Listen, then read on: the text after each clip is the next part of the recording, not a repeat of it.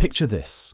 It's 1400. The sun's just dipped below the horizon, and while most of medieval England is settling in for the night, one little building on the corner is just getting started. The wooden sign creaks in the evening breeze, candles flicker to life in the windows, and suddenly the whole street comes alive with the sound of laughter, music, and the occasional heated argument over a game of dice. Welcome to the medieval alehouse, part restaurant, part bar, part community centre, and definitely the place where everyone's business became everyone else's business. You might think medieval nightlife was all about going to bed when the sun went down, but you'd be dead wrong.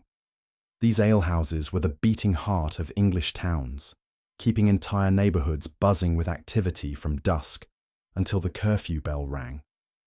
And trust me, what happened inside these smoky, crowded rooms was way more interesting than anything you'd find on medieval Netflix. Mostly because Netflix didn't exist yet, but you get the idea. Before we dive into this fascinating world of medieval pub culture, make sure to hit that subscribe button and give this video a like. I'd love to hear in the comments what surprised you most about life in a 1400s alehouse. Because believe me, there are some details that'll blow your mind. The taverner, that's what they called the person running the show, had more jobs than a modern restaurant manager, bartender, and bouncer combined. As evening shadows started creeping across the cobblestones, he'd be bustling around his establishment like a medieval multitasker on steroids. First order of business was banking the hearth fire, which sounds simple until you realize this wasn't just about keeping the place warm. This fire was the lifeblood of the entire operation. Banking a fire was an art form that took years to master. You couldn't just throw logs on and hope for the best. Oh no. That would waste precious fuel and probably burn the place down. Instead, the taverner would carefully arrange the coals, covering them with ash to keep them glowing steadily through the night. Too little coverage, and the fire would rage out of control, consuming expensive wood faster than a pirate ship going through rum. Too much ash, and the fire would die, leaving customers shivering in the dark and complaining louder than seagulls fighting over fish scraps. Once the fire was properly managed, it was time to check on the evening's star attraction, the pottage. Now, if you're imagining some gourmet medieval cuisine, think again. Pottage was basically whatever the taverner could throw into a big pot and cook until it didn't kill anyone. But here's the fascinating part. This simple stew was actually a masterpiece of medieval economics and nutrition rolled into one bubbling, aromatic package. The pot itself was usually enormous, sometimes holding enough stew to feed 50 hungry customers.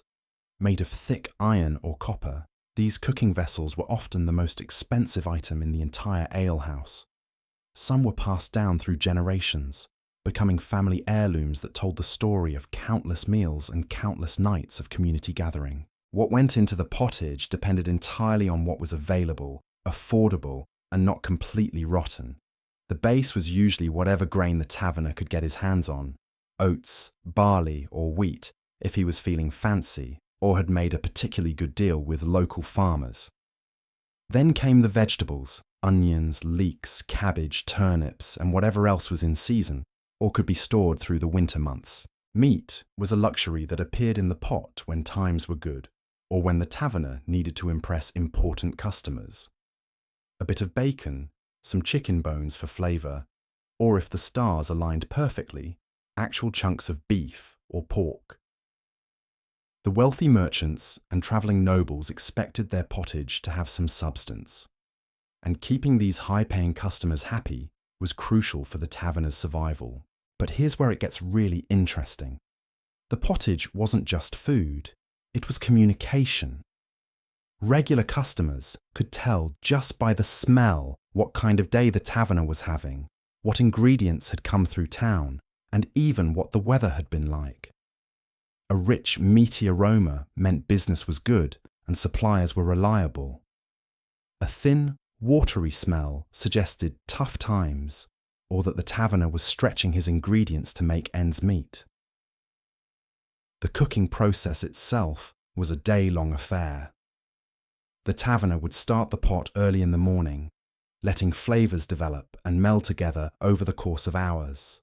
By evening, when the first customers started trickling in, the stew would have reached that perfect consistency, thick enough to be satisfying, but not so thick you could stand a spoon in it. While the pottage bubbled away, the taverner's attention turned to his other main product, ale.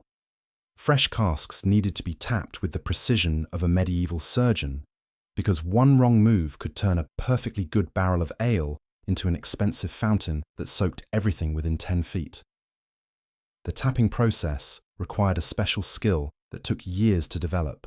You had to know exactly where to drive the tap, how hard to hit it, and when to stop before you punched right through to the other side. The ale itself was nothing like the beer we know today.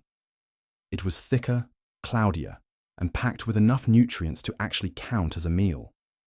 In fact, many people relied on ale for a significant portion of their daily calories. The brewing process killed harmful bacteria that made water dangerous to drink, so ale wasn't just a luxury, it was often safer than water straight from the well. Different casks contained different strengths of ale. The strongest stuff was reserved for wealthy customers who could afford to pay premium prices for premium drinks. The weaker ales went to working folks who needed something to wash down their bread and cheese without emptying their purses. A smart taverner always had multiple options available because turning away customers meant losing money, and losing money meant potentially losing the business entirely. As the taverner prepared for the evening's customers, he'd line up jugs along the wooden board that served as his bar. These weren't just random containers. Each jug was carefully selected for specific purposes. Some were large enough to serve groups of friends sharing drinks and stories. Others were smaller, perfect for the lone traveller who just wanted a quick ale before continuing his journey. The arrangement of these jugs was like a medieval inventory system. Experienced taverners could tell at a glance how much ale they had ready to serve, which types were running low, and when they'd need to tap another cask. This wasn't just practical organisation. It was survival in a competitive business, where running out of ale on a busy night could send customers straight to your competitor down the street. As twilight deepened and the first stars appeared, the alehouse began to transform from a quiet preparation space into the bustling social centre it was meant to be. The heavy wooden door would creak open as the first customers of the evening pushed inside, bringing with them the day's news, the promise of entertainment, and the coins that kept the whole operation running. These weren't just random people looking for a drink. They were neighbours, friends, rivals, and strangers, each with their own story to tell, and their own reason for spending their evening in this smoky, noisy, wonderful chaos that was the medieval alehouse. The night was just beginning, and already you could feel the energy building as more footsteps approached the door. The first customers through that creaking door weren't just looking for a drink. They were the lifeblood of the entire evening's economy. Each person who stepped across the threshold brought something different to the table, literally and figuratively. The travelling carter, dust still clinging to his clothes from a long day on the roads, would reach into his pouch and pull out something that might puzzle modern folks: a tally stick. These weren't credit cards or fancy payment systems.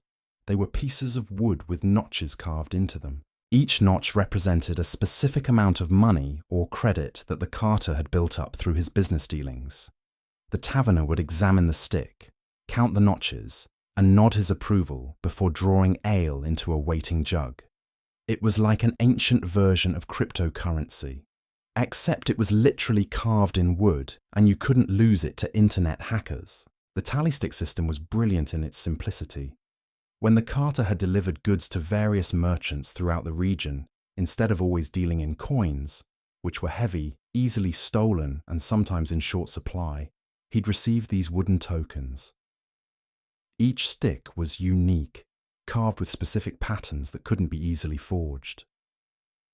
The carter could travel from town to town, trading these sticks for meals, lodging, and ale without carrying a heavy purse that would make him a target for highway robbers. But the carter wasn't the only one with alternative payment methods. A clerk from the local church or noble's household might slide across a small metal token, worn smooth from years of handling. These tokens were like medieval gift certificates, issued by wealthy employers to their workers as part of their wages. The clerk could exchange his token for a jug of ale and claim a wooden stool near the fire, settling in for an evening of warmth and companionship after a long day of copying manuscripts or tallying accounts. The beauty of this system was that it kept money flowing even when actual coins were scarce. The taverner wasn't just serving drinks, he was running a complex financial operation that helped keep the local economy moving. He'd collect these tokens and tally sticks throughout the week, then make rounds to the various merchants and employers to exchange them for actual coins or goods he needed for his business. As more customers filtered in, the alehouse began to buzz with conversation. News travelled faster through these establishments than through any official channels. A farmer might share word that the harvest looked promising this year, which would affect grain prices and everyone's food budget. A merchant could report that the roads to the next town were safe from bandits, valuable information for anyone planning to travel. A craftsman might mention that he was looking for an apprentice, potentially changing some young person's entire future. The social dynamics were fascinating to watch unfold. Regular customers had their preferred spots: the corner table where the same group of friends gathered every few nights, the stool by the window where the old soldier liked to sit and watch the street, the bench near the fire that was claimed by whoever arrived first among the evening's storytellers. These weren't assigned seats, but everyone understood the unspoken rules that governed alehouse society. Newcomers to town could usually be spotted immediately. They'd hesitate at the door, unsure of the customs and unclear about where they were welcome to sit. The taverner, being a smart businessman, would quickly step in to guide them to an appropriate spot and make them feel welcome. A comfortable customer was a paying customer, and a paying customer might become a regular customer who'd bring friends and generate even more business. The evening's entertainment began organically, without any formal announcements or scheduled performances. Someone would pull out a simple wooden pipe and begin playing a tune that half the room recognized. Others would join in with their voices, creating impromptu concerts that could last for hours. These weren't professional musicians. They were ordinary people sharing songs they'd learned from their parents, picked up on travels, or invented on the spot. Music in the alehouse served multiple purposes beyond simple entertainment. It helped mask private conversations from eavesdropping ears, created a sense of community among strangers, and could even diffuse tensions when arguments started brewing. A well-timed song could turn a potentially violent confrontation into a friendly competition over who knew the most verses. The corner table, meanwhile, had been claimed by the dice players. These weren't casual games played for fun. They were serious business with real money-changing hands. The rattling of dice against wood provided a constant background rhythm to the evening's activities, punctuated by groans of disappointment and shouts of victory. The taverner kept a careful eye on these games, not because he disapproved of gambling, but because he knew that disputes over dice could quickly escalate into the kind of violence that would bring unwanted attention from local authorities. The games themselves were surprisingly sophisticated. Players used dice made from carefully carved bone or wood, and the rules varied from region to region. Some games were pure chance, while others required skill and strategy. The most popular games had been passed down through generations, with local variations that reflected the personality of each community. As the evening progressed, the atmosphere grew more relaxed and convivial. Ale loosened tongues and lowered inhibitions, leading to louder conversations, bolder jokes, and more adventurous storytelling. The taverner moved through the crowd like a medieval social director, refilling jugs, settling minor disputes, and making sure everyone felt welcome while keeping an eye out for trouble. Then, just as the evening was hitting its stride, a familiar figure appeared in the doorway. The ale conner had arrived for his official inspection, and suddenly the relaxed atmosphere gained an edge of nervous anticipation. The ale conner wasn't just some random guy checking up on the taverner's business. He was an official appointed by the local authorities to make sure customers weren't getting ripped off or poisoned. Think of him as a medieval version of a health inspector, except instead of checking refrigerator temperatures, he was testing whether your ale could actually kill you. His arrival always created this weird mixture of respect and anxiety that rippled through the entire room like a stone dropped in still water. You could spot an ale conner from across the street. These guys had a way of carrying themselves that screamed, "I'm here on official business and I take my job very seriously." They'd stride through the door with the confidence of someone who knew they had the power to shut down the entire operation if they found anything seriously wrong. But here's the thing, most ale conners weren't trying to destroy businesses. They were trying to protect the community while keeping the local economy running smoothly. The inspection process was like a medieval quality control check that everyone in the room pretended not to watch while absolutely watching every single move. First came the taste test, and this wasn't some delicate wine tasting nonsense. The ale conner would take a proper swig, roll it around in his mouth like he was gargling, and make facial expressions that could tell you everything you needed to know about the quality of that particular batch. A good ale conner could detect problems that would make customers sick long before anyone else noticed. Ale that had started to turn would have a slightly sour taste that meant bacteria were having a party in the barrel. Watered-down ale would taste thin and weak, indicating that the taverner was trying to stretch his supplies by diluting them. Ale that was too strong might knock customers flat after just one jug, which was bad for business and potentially dangerous. After the taste test came the measuring. The ale conner carried official measuring cups that represented the legal standards for different sized servings. A jug marked as holding a quart better actually hold a quart, not 3/4 of a quart with foam on top to make it look full. Customers paid good money for their drinks, and they deserved to get exactly what they were paying for. Price checking was the final part of the inspection, and this was where things could get really tense. The authorities set official prices for ale based on the quality of the grain harvest, the cost of brewing supplies, and what people in the area could reasonably afford to pay.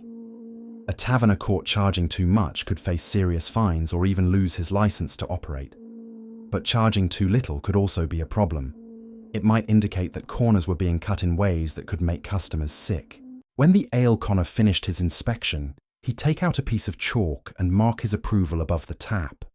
This wasn't just a formality. It was like a medieval seal of approval that told customers the ale was safe to drink and fairly priced. Regular customers knew to look for these marks, and their absence could be a warning sign that something wasn't quite right. The whole inspection usually took about 10 minutes, but those 10 minutes could determine whether the taverner stayed in business or found himself looking for a new line of work. A taverner with a good reputation could expect friendly, routine inspections, but someone who'd been caught cutting corners or cheating customers might face much more thorough scrutiny that could drag on for an hour or more. Once the ale conner finished his business and headed back into the night, the atmosphere in the alehouse would shift again. Conversations that had dropped to whispers during the inspection would pick up their normal volume. The dice games would resume with renewed enthusiasm, and the taverner would breathe a sigh of relief that he'd passed another official review. But just as everyone was settling back into their evening routines, trouble had a way of finding the alehouse anyway. It might start with something as simple as a disagreement over a dice game, one player convinced that another had used loaded dice, or an argument over whether a particular roll counted when the dice had bounced off the table and landed on the floor. These disputes could escalate faster than a fire in a hay barn. Voices would rise, chairs would scrape against the floor as people stood up, and suddenly half the room would be taking sides in an argument they didn't even understand. Ale had a way of making minor disagreements feel like matters of life and death, and men who would normally walk away from a petty argument might suddenly feel compelled to defend their honor with their fists. The taverner had seen this pattern countless times before, and he knew exactly how to handle it. The secret wasn't trying to determine who was right or wrong, It was defusing the situation before it could turn violent and drive away other customers. A stern word delivered with just the right amount of authority could often stop an argument in its tracks. Most people respected the taverner's position as the host and would back down when he told them to settle their differences peacefully. But sometimes words weren't enough, and that's when the taverner would reach for his secret weapon: food. A free heel of bread, offered to the most agitated party in the dispute, had an almost magical power to cool tempers and restore perspective. There was something about receiving an unexpected gift of food that reminded people they were guests in someone's establishment, and guests were expected to behave accordingly. The heel of bread wasn't just any random piece of food. It was specifically chosen for its symbolic value. The heel was the end piece of a loaf, often considered the least desirable part, but offering it for free showed that the taverner was willing to take a financial loss to maintain peace in his establishment. It was a gesture that said, "I value your presence here more than I value this piece of bread, but I also expect you to respect my rules." Once the immediate crisis was resolved, the evening would find its natural rhythm again. This was when the alehouse truly came alive as a community centre where neighbours helped each other solve problems and share resources. Someone might mention that their wooden bench had broken, and within minutes, another customer would volunteer to fix it using tools borrowed from a third person's workshop. The bench repair would become an impromptu social event, with several people offering advice, sharing stories about their own furniture disasters, and generally turning a simple maintenance task into an excuse for more conversation and camaraderie. The taverner would provide the workspace and maybe some additional tools, seeing this as an investment in keeping his customers happy and his establishment functioning smoothly. Meanwhile, someone would be scattering fresh sand across the floor to soak up spilled ale and provide better traction for customers who might be a bit unsteady on their feet after several drinks. This wasn't just practical maintenance, it was part of the evening's rhythm, a sign that the night was progressing and the taverner was staying on top of his responsibilities as host. The sand served multiple purposes beyond just absorbing spills. It helped muffle the sound of footsteps and chair legs scraping across the floor, creating a more pleasant acoustic environment for conversation and music. It also made cleanup easier at the end of the night, since the taverner could simply sweep up the sand along with any debris and start fresh the next evening. As the night wore on, the alehouse developed its own ecosystem of mutual assistance and entertainment. Songs would be traded for drinks, with talented performers earning extra ale in exchange for keeping the crowd entertained. Stories would be swapped like currency, with the best storytellers commanding the attention of the entire room and earning rounds of drinks from appreciative listeners. The social dynamics were constantly shifting as people moved between different conversations and activities. A merchant might start the evening discussing business with other traders, then join a dice game, then end up contributing to a group discussion about local politics or sharing news from distant towns he'd visited in his travels. This constant mixing and mingling was one of the alehouse's most important functions in medieval society. It broke down the rigid social barriers that existed during the day, allowing people from different classes and occupations to interact as equals. A noble's clerk might find himself sharing a bench with a blacksmith, a travelling merchant, and a local farmer, all united by their common humanity and their shared appreciation for good ale and companionship. The evening's energy would build and flow like a tide, with moments of quiet conversation alternating with bursts of laughter, music, and animated discussion. The taverner orchestrated this social symphony with the skill of a conductor, knowing when to intervene and when to let events unfold naturally. But even the best evenings had to come to an end, and that end was announced by a sound that every medieval English person knew by heart: the curfew bell. When that curfew bell started ringing across the town, it was like someone had flipped a switch in the alehouse. The sound cut through every conversation, every song, and every dice game with the authority of law itself. Suddenly, the relaxed evening atmosphere shifted into organised chaos as everyone prepared to wrap up their night and head home before the authorities came looking for curfew violators. The taverner moved into action like a medieval closing time machine. Shutters that had been propped open to let in fresh air now swung shut with heavy thuds, sealing the alehouse off from the outside world. The last jugs of ale were poured for customers who wanted one final drink before facing the walk home through dark streets. This final round was always rushed. Nobody wanted to be caught outside after curfew with ale on their breath and coins jingling in their pockets. The business of closing was almost as complex as the business of opening had been. Coins needed to be counted, sorted, and secured for the night. Those tally sticks and metal tokens had to be organized and recorded, so the taverner could exchange them for actual money during his rounds the next day. Every transaction from the evening needed to be accounted for, because running a successful alehouse meant keeping track of every penny that came through the door. As customers filtered out into the night, calling quiet farewells and promises to return tomorrow, the taverner began his final tasks. He'd rake the coals in the hearth, banking them carefully for the night, just as he had the evening before. The cleanest mug would be hung by the door, a sign to early morning customers that the establishment maintained proper standards, even when nobody was watching. Finally, he'd set out a note for the morning malt delivery, ensuring that tomorrow's operations could begin smoothly. Another night had ended, another community had been served, and another small corner of medieval England had been kept warm and welcoming in the darkness of 1400. The medieval alehouse was far more than just a place to grab a drink. It was the beating heart of community life, where news travelled, friendships formed, and ordinary people found warmth and companionship in a harsh world. These weren't just buildings. They were the social networks that held medieval society together, one evening at a time.